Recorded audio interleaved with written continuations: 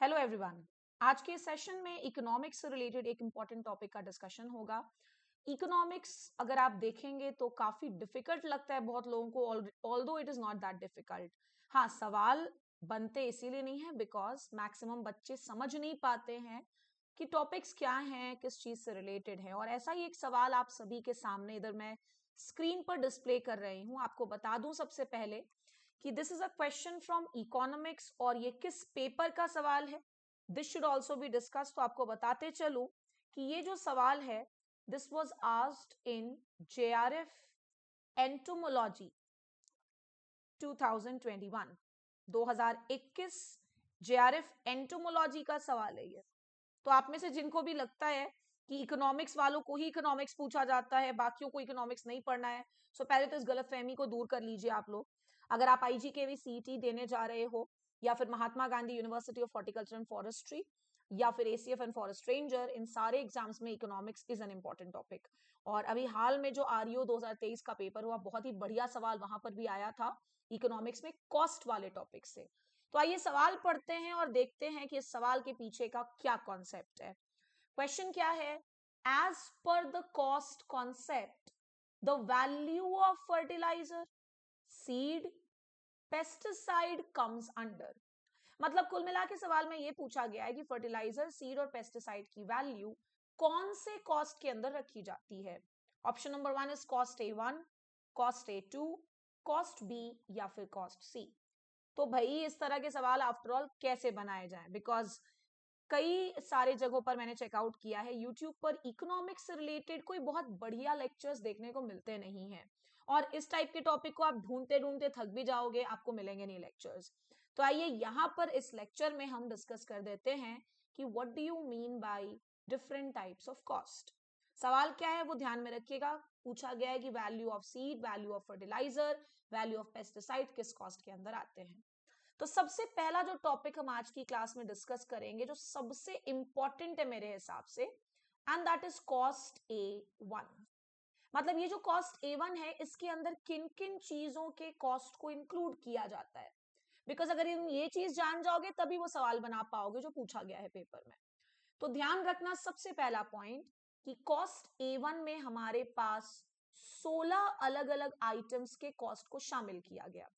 कितने अलग अलग आइटम्स के? 16 अलग अलग आइटम्स के। This is objective number 1। Paper में ऐसा सवाल भी आ सकता है कि cost A1 includes the cost of how many items, 16, 18, 20, 25। क्या आंसर करेंगे? 16 आइटम्स। और ध्यान रखना कि ये 16 के 16 आइटम्स का नाम तुम्हें याद होना चाहिए, तभी वो सवाल बनेगा जो अभी मैंने लिया है।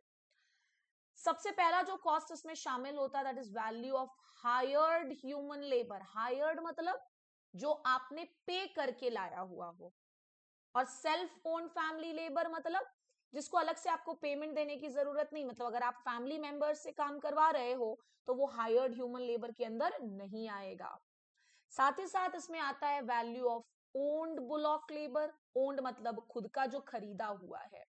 Value of hired bullock labour, again hired शब्द का मतलब है जिसको आपने कुछ समय के लिए रेंट किया हुआ हो और उसके बदले में आपको पैसे भी देने पड़ जाते हो।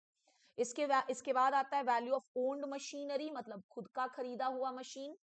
Hired machinery charges, again I am repeating कि हायर्ड मशीनरी का मतलब है जिसको आपने कुछ समय के लिए सामने वाले से एज उधारी लिया हो और उसके बदले में आप सामने वाले को पैसे भी दे रहे हो। इसके अलावा वैल्यू ऑफ फर्टिलाइजर। सो अब आपको समझ में आया होगा कि वो सवाल था क्या।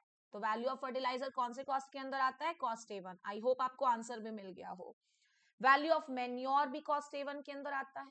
वैल्यू ऑफ सीड भी कॉस्ट A1 के अंदर आता है। और अगर आपको ध्यान है सवाल, तो सवाल यही तो पूछा था कि value of fertiliser, value of seed, value of pesticide किस कॉस्ट के अंदर आता है? तो cost A1। Next is value of insecticides and fungicides, irrigation charges, canal water charges, land का जो रेवेन्यू है, ये पूरा याद होना चाहिए बिकॉज कॉस्ट A1 से ही और भी प्रकार के कॉस्ट का कैलकुलेशन होता है। शायद मैंने आगे एक लिया भी है, land revenue, depreciation on farm implements. मैंने कल ही एक बहुत ही बढ़िया सेशन लिया था ट्रैक्टर के डेप्रिसिएशन को कैलकुलेट करने का।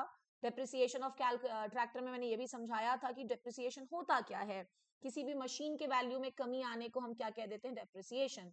तो ध्यान रखना कि जो डेप्रिसिएशन होता है किसी भी पर्टिकुलर इंप्लीमेंट, मशीन या इक्विपमेंट का, वो भी कॉस्ट A1 के अंदर इंक्लूड होता है। साथ ही साथ depreciation on farm buildings, machinery, structure, irrigation structures, ये सब भी कॉस्ट A1 के अंदर आता है। Interest on working capital and साथ ही साथ मिसलेनियस एक्सपेंसेस, मिसलेनियस मतलब कुछ और चीजें जैसे कॉस्ट ऑफ रस्सी वगैरह, रिपेयर कॉस्ट जो लगता है किसी भी पर्टिकुलर इंप्लीमेंट का या फिर मशीन का। तो टोटल कॉस्ट A1 के अंदर we have 16 different types of cost, और ये 16 के 16 कॉस्ट का नाम आपको याद होना चाहिए, बिकॉज सवाल ऐसा ही पूछा गया है। ध्यान रखना इस टॉपिक से IGKV CET में, चाहे वो एग्रीकल्चर वाले स्टूडेंट्स हो चाहे वो हॉर्टिकल्चर वाले हो, कोई सवाल नहीं पूछा गया है। तो इस बार के लिए definitely it can be an important question. So that was all for today's session. Meet you in the next class. Thank you so much.